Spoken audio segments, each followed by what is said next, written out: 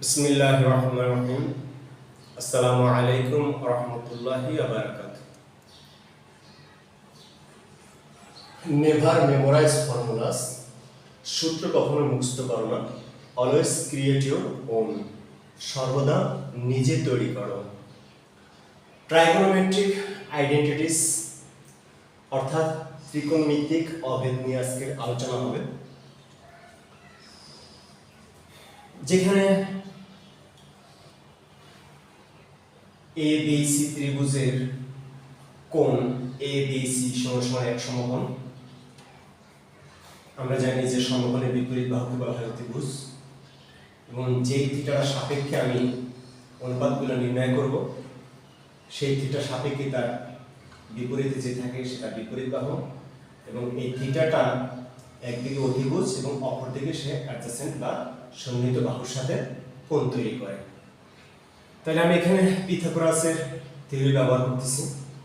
তো পিথাগোরাসের থিওরি ব্যবহার করে পাই যে অতিভুজ স্কয়ার সমান সমান সন্নিহিত বাহু স্কয়ার যোগ তার বিপরীত বাহু স্কয়ার, অর্থাৎ CA square is equal to CB square plus BA square. এখন এটা যদি আমি স্থানাঙ্ক জ্যামিতি অনুসারে CB কে ভূমি অক্ষে অর্থাৎ x বিবেচনা করে নিই এবং BA কে OY অক্ষের লম্ব বিবেচনা করে y বিবেচনা করে, এবং CA কে যদি বৃত্তে অঙ্কিত ব্যাসার্ধ বিবেচনা করে, তাহলে যা পাই তা হলো r square is equal to x square plus y square. তাহলে আমি আমার আইডেন্টিটিসের কাজ শুরু করি। প্রথমে আমি লিখে নেই sin theta square plus cos theta square is equal to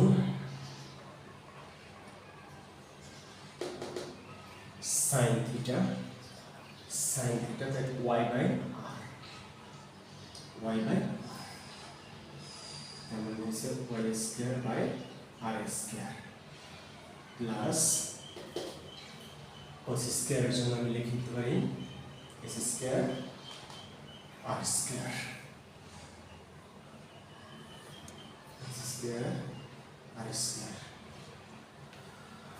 লসাগু করে নেই, r স্কয়ার দুটোর লসাগু r স্কয়ারই থাকবে। এখানে আসতেছে আমার y square plus x square. এরপরে আমি আমার r স্কয়ারের জায়গায় r স্কয়ার বসাই দিলাম, বাকি রইল আমার x square plus y square is equal to r square. তার মানে আমি এখানে বসাবো r square is equal to 1।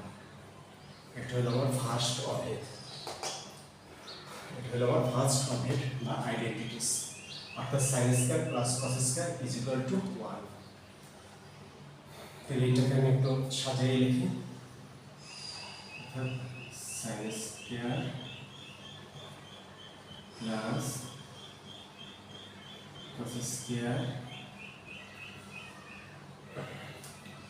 Is equal to 1। এটা হলো আমার 1 নং অভেদ,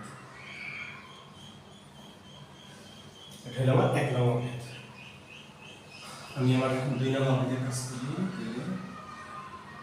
sin square theta is equal to 1। শুধুমাত্র cos স্কয়ারকে আমি ডান পক্ষে নিয়ে যাচ্ছি, এটাকে ডান পক্ষে নিয়ে যাবে মাইনাস cos স্কয়ার থিটা। এটা হলো আমার 2 নং অভেদ।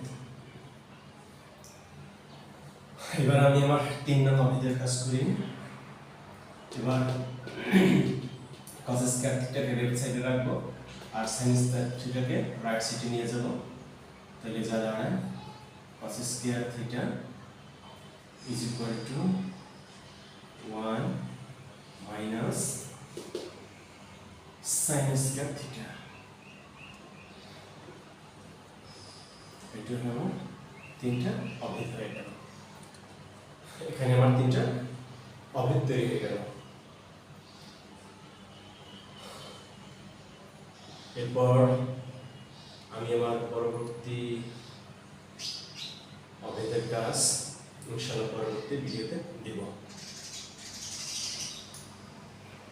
আল্লাহ তাআলা সবাইকে ভালো রাখুন। সবাইকে আগামী পাঠ দেখার জন্য আমন্ত্রণ জানিয়ে এখানে শেষ করছি। আসসালামু আলাইকুম ওয়া রাহমাতুল্লাহি ওয়া বারাকাতুহু।